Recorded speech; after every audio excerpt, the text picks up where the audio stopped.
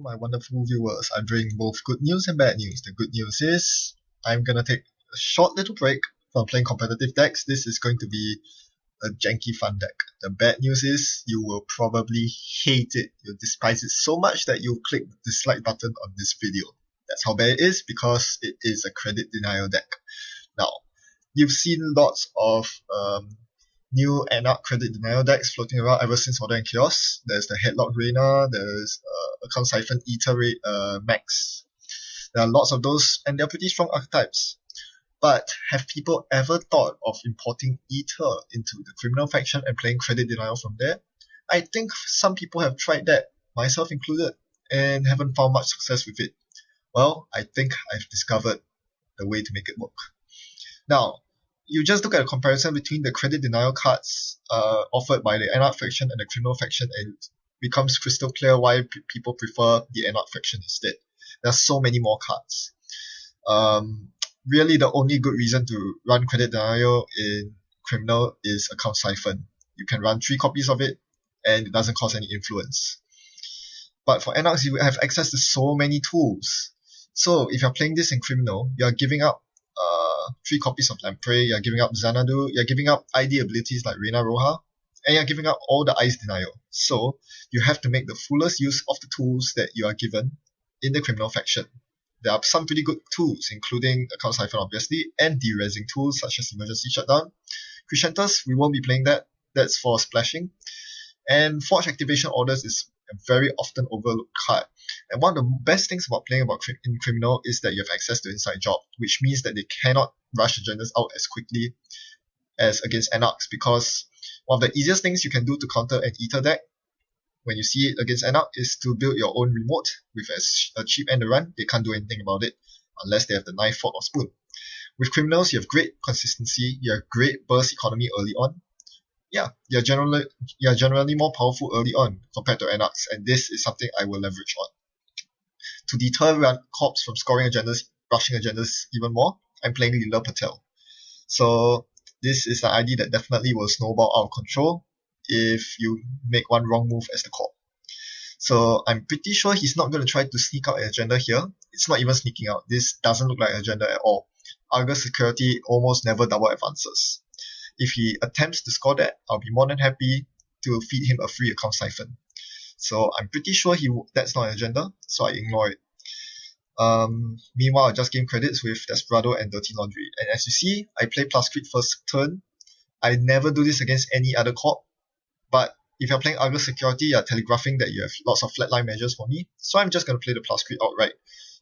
That's the big disadvantage about Argus Security. The opponent immediately knows that you are playing flatline. And here I find my special order, so I immediately go to town with an Account Siphon last click. He's pretty rich though, because he got the 4 advanced Gwendol Refinery off. That's a pain, but I don't care. I'm still going to follow through the Siphon. Nothing will happen to me unless he has 2 Scorched Earths right now, so this is the gamble I'm taking. He drew about 1/5 of his deck. If he found 2 Scorches by now, good for him, he wins the game. Now he makes a very wise move here. He trashes my same old thing. I shouldn't have installed it. Yeah, the Corp being so rich, he can easily do that, and that is a very good move because it prevents me from siphoning next turn. So yes, my opponent is playing pretty well here, or rather I misplayed. I shouldn't be playing same old things until the turn I want to siphon. Spending 3 clicks to siphon is fine, because I'm tech floating anyway. This deck is a tech floating deck, in case you haven't realized. Now my hand is clogged out with lots of useless cards. I don't really need so many Forge Activation Orders into shutdowns. Now this is a very good credit denial tool. Think of it. I Forge Activate something on R&D, I run HQ, and then I emergency shut down that thing on R&D. Isn't that great? But I don't want to do that because I don't exactly know what's on R&D. It could be a cheap ice like Ice Wall. So yeah, I want to avoid that. Wasting my combo on a cheap ice is not something you want to do, especially since I'm not Reina. I don't charge extra for him rezzing, so I only want to use it on expensive ice. Now here I perform an Inside Job because that is so freaking obviously a Christian Breed. That must go. So I access a Viper in his hand, and I definitely trash the Christian Breed. That's the one thing that screws over Siphon Recursion. So I need to get rid of that. And this is another big advantage that Anarchs don't have in faction. the ability to run 3 copies of Inside Job. With Inside Job, you can trash those Christian grids much more easily, even though your only breaker is Ether. Alright, so he does the right thing here. He sees me trashing a Sneak Door, so he knows that I have a Sneak Door in hand. So he guards Archives and places for more eyes on HQ in case I siphon. I draw into my siphon and I immediately play it. So I see a Viper, the same Viper from HQ. So that's going to be cheaply broken. Cost me 5 credits. The most important thing here is that I'm making him lose 5 credits. And I'm just going to play the emergency shutdown because there's nothing better to use it on. Denying 3 credits. It's an easy and it's a reverse easy mark on the clock. It's not the best, but it will do in this scenario. Alright, so now he attempts to score an agenda. Or maybe that's another Grindel Refinery. Either way, I cannot let that happen, so I'm going to Inside Job. If he gets a Grindel Refinery off, I don't like him being rich. Once he's rich, I cannot contest R&D, and that's a pain. So I Inside Job, and to my horror, he actually attempted to score an Atlas there. Big mistake. He's going to pay for it.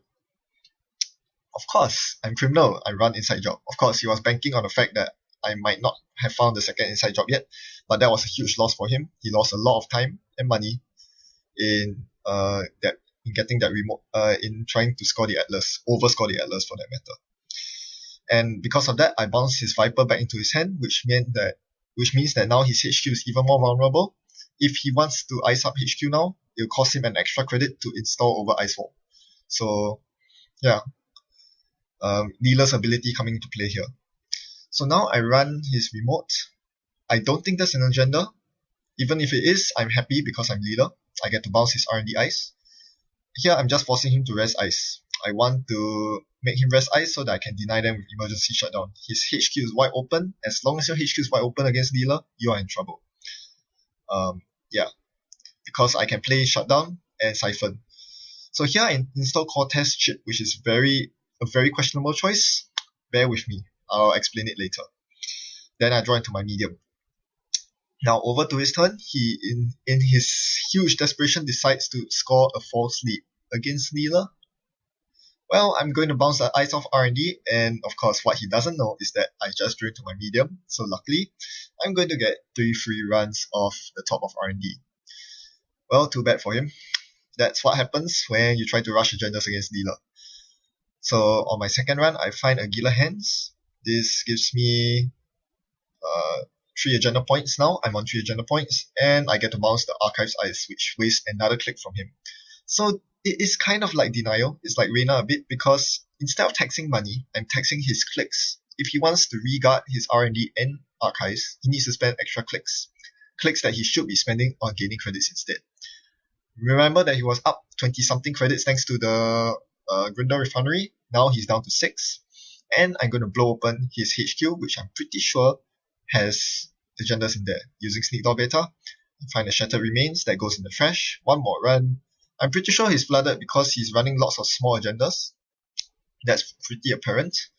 And yeah, he hasn't been Jackson drawing anytime recently. So, and he hasn't been scoring many agendas. So he has to be pretty agenda flooded, but I didn't find any. So now over to him. He cannot score an agenda. Even if that's an agenda behind the Viper, he can't score it because I'm just going to go to town on R&D with a 3 loaded medium. You don't want that. So here I play Quality Time. Since he's guarded up Archives, I cannot get free runs off anymore. So I draw into many cards. Now, the most questionable card that you see here might be the Feint. In the meantime, I play my account Siphon since I drew into the same old thing. Yes, credit denial is very important for this deck. If I can bring him down to 0 credits, I can run R&D for free, knowing that he won't rest ice, which will give me a loaded medium. This is my main condition. Bring him down to 0 credits and medium run to victory. So here, he gets Grindel Refinery off, which is bad for me. He's up to 10 credits, which means I cannot score from R&D. So here, I forged his Archives Ice because I thought that was the Archer. I wanted to force his Archer out so I can shut it down. Turns out it's just a Lotus Field, but never mind, since it costs 5 to rest, I'm going to shut it down anyway. I make a successful run on HQ. And one thing that I forgot here is that Ether actually does allow you to make a successful run, even though it doesn't allow you to access cards, which means I still get the credit from Desperado, the card from Masanori. Then I'll proceed to shut down his Lotus Field. Now I want to talk about Feint. Feint is a one-off in this deck as a hard counter against Christian Grid. it can be a very annoying upgrade to deal with. Feign allows you to access the server, which means that you get to see a card from HQ and Treasure Cruising Grid for free, especially since most cards will make HQ very taxing after seeing what you're playing. Okay, I'll pause the video here. What do you think is my next move here? After forcing him to res Lotus Field twice, he's down to 0 credits and he spent his turn clicking for 3 credits. What would you do in this scenario? I'll give you some time to think about it. You can pause the video. Cortez Chip. Yes, now it costs 2 extra credits to res the ice, but sadly it's an ice wall. So I thought I had 4 free runs on R&D because of Cortez Chip, but turns out that wasn't the case because ice wall was so cheap to res. So I was able to make a successful run on R&D and gain 1 medium token, but I could not access any cards. So the next step is to play the Fem. This will allow me to bypass the ice wall and access 5 cards. Archer, Scorched Earth, Jackson Howard. That gets trashed. Chronos Project. I'll score that. And I'll continue running with my final click. I will access 6 cards. So I'm up to 4 points. I need blah blah blah. No agendas. Atlas, Ice Wall. Okay, that's up to 6 agenda points. I'm almost there. And yes, I've completely blown him apart by now. He's down to 0 credits. Here he's forced to click for 3 credits, which means I get 4 free medium runs off. So that was a mistake on his part. If I were him, I would have purged virus counters. Yes, I would have done a combination of purging virus counters and playing false lead. But since he didn't defend against that, I'm just going to dig R&D for the victory. So as you see, his ID ability was completely useless because I was floating tags. His only means of tag punishment was Scorched Earth, which is fine if you actually have the credits to play 3 Scorched Earths in succession. Unfortunately, that wasn't the case for him. I know the Ether Siphon combo is cheesy, but that aside, very few people have actually tried to make it work in the criminal faction simply because there seems to be very little that synergizes in the criminal faction with the fact that Ether cannot access any cards, but that simply isn't true. There's so many cards that allow you to bypass ice. There's so many cards that trigger on successful HQ runs. And I honestly don't think there's an ID that does a better job of ice denial than Leela Patel.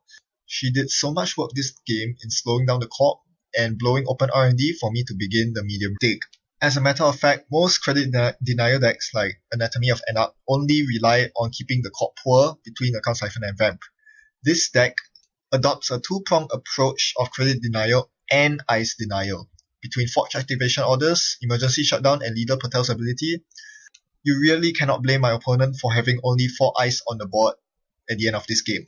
If you've watched my previous video on the Code Gate Conundrum, you remember me lamenting on how ice is so hard for criminals to deal with nowadays, with Lotus Field, Wormhole, etc.